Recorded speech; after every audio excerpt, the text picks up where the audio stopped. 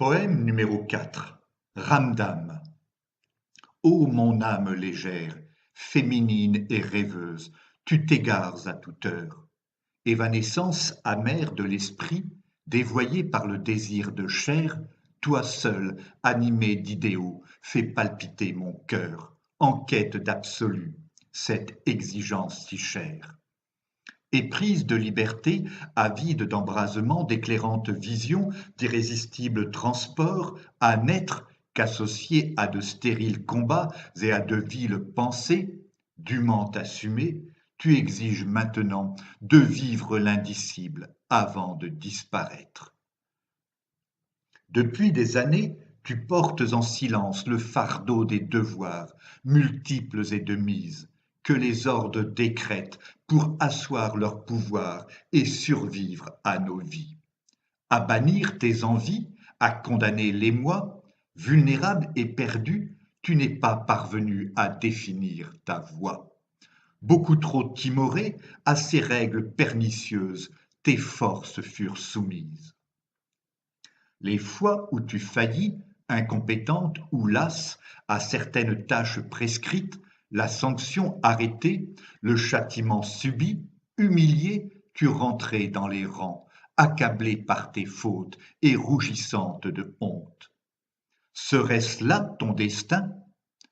Ces laborieux chemins d'expiation que tu as empruntés par respect, pareils à ces routes tracées, rectilignes et sans côte, des hommes d'engagement, travailleurs et sérieux, qui s'attachent sans faillir à remplir leur mission, t'ont mené au final à l'entrée d'une impasse où de vains mots sévissent. Ils résonnent comme les gongs d'une trière, martelant à grands coups la cadence à tenir aux oreilles des galériens, enchaînés au navire, sûrs de mourir sous le fouet, loin du vice. Or, ta métamorphose imminente, grâce à laquelle je profiterai des joies d'ici et d'au-delà, hors du marais boueux où mes jambes s'enfoncent, attachées à la terre, opère déjà en toi. Aérienne et brillante, libérée de tes peines, comme l'étoile dans le ciel, tu guideras mes pas. Dans l'attente de ces jours, cultive la patience et sache dompter ta fougue et raffermir ta foi.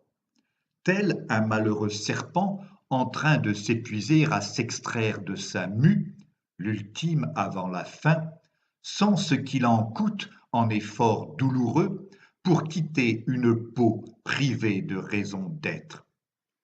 Libère-toi de tous tes oripeaux, ces carcans de l'amour, ces corsets de l'espoir.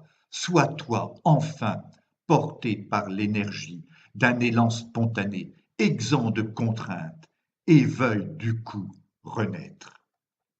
Une étape demeure dans ton âpre bataille avant de mener cette nouvelle vie où tu excelleras. Ces préceptes oppressants, invisibles geôliers de ta conscience torturée, chasse-les désormais. Tu exorciseras tes démons intérieurs si tu vomis leur nom.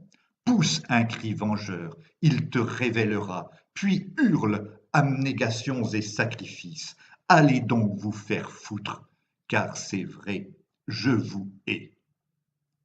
Regarde l'incroyable miracle. Un vent compatissant a dissous leur puissance maléfique dans l'azur infini, en fines gouttelettes éparpillées dans maintes verdoyantes vallées, à la première rosée du bel été annoncé. Dès lors, jouis de la candeur magique de revivre à l'instant, même si tu frissonnes encore d'avoir dû te rebeller.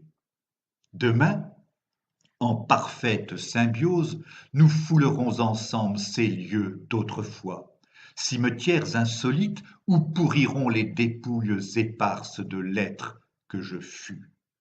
Nous écraserons ces marques du passé et nous prendrons un plaisir malicieux à profaner ces sépultures honnies. Nous ne ferons plus qu'un et nos rires le prouveront. Maître.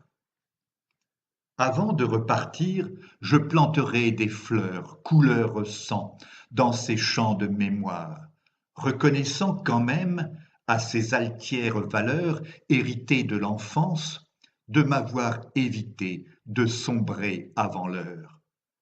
Bien que j'aie détesté agir par dévouement, incapable de dire non avec véhémence, en auxiliaire zélé de causes imposées, c'est à elles que je dois d'être toujours là. En me dictant leurs lois, rigides et contraignantes, elles ont certes contrarié ma nature indolente, mais le prix fort payé sans pourvoi, elles seules ont construit les murailles d'un château fort, capable de résister aux assauts d'attaquants obstinés. Ainsi ai-je survécu. Aujourd'hui qu'ardemment je désire baisser pont-levis plein d'ardeur, je confesse qu'abdiquer devant elle assura mon salut. Même si je les renie pour jouir à ma manière, à jamais détaché de toute obligation et de toute critique, enclin à me féliciter de fuir un monde vide. Mais sans exacerber, nourri d'émotions vives, je vais vivre comme je veux, pour la toute première fois, porté par elle, mes ailes. Poème écrit par Philippe Parrot le 19 janvier 2012.